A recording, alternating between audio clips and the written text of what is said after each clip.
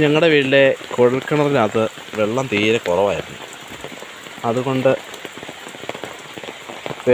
വേനൽക്കാലങ്ങളിൽ ഞങ്ങൾ വെള്ളത്തിന് വളരെയധികം ബുദ്ധിമുട്ടുമായിരുന്നു. അതിനൊരു പരിഹാരം എന്ന രീതിയിൽ ഞാൻ ആവിഷ്കരിച്ച ഒരു മാർഗ്ഗമാണ് കുഴൽക്കിണർ റീചാർജിങ്. എത്രത്തോളം വിജയമാവുമെന്ന് എനിക്കറിയില്ല.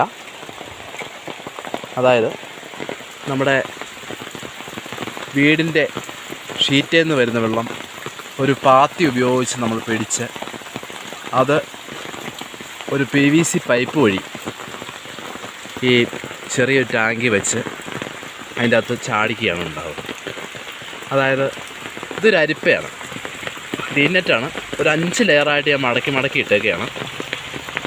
അതിൽ ഇതിൻ്റെ എല്ലാ ലെയറിലും ഈ താഴെ കാണുന്ന എല്ലാ ലെയറുകളിലും കരി അടുക്കിയേക്കുക.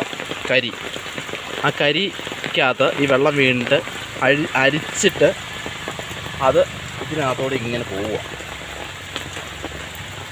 കണ്ടോ?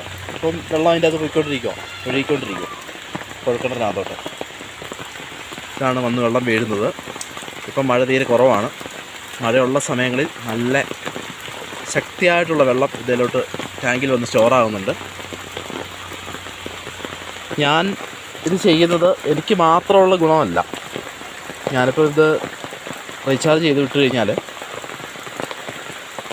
ഭൂമിയുടെ അടിയിൽ ഭൂഗർഭജലം ഒത്തിരി ഉണ്ടാവുകയും അതുകൊണ്ട് തന്നെ നമ്മുടെ വൃക്ഷങ്ങളെല്ലാം നല്ല പച്ച പിടിച്ച് നിൽക്കുകയും എല്ലാം ചെയ്യുന്നൊരു പ്രോസസ്സിങ്ങാണിത്. എല്ലാവരും ഈ രീതിയിൽ കുഴൽക്കിണറുകളിലെ എല്ലാവരും വെള്ളം ഉണ്ടെങ്കിലും ഇല്ലെങ്കിലും ഇങ്ങനെ മഴക്കാല സമയങ്ങളിൽ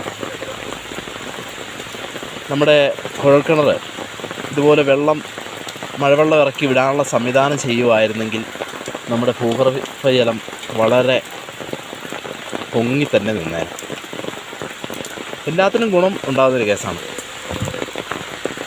എല്ലാവരും ഇതൊക്കെ കണ്ടിട്ട് ഈ മാർഗം ഒന്ന് പിന്തുടരണമെന്ന് താഴ്മയായി അപേക്ഷിക്കുന്നു. ഇതിൻ്റെ റിസൾട്ട് എങ്ങനെയാവുമെന്ന് എനിക്കറിയില്ല. ചെയ്തിട്ട് അതിൻ്റെ റിസൾട്ട് ഞാൻ അറിയിക്കുന്നതായിരിക്കും. Okay, thank you.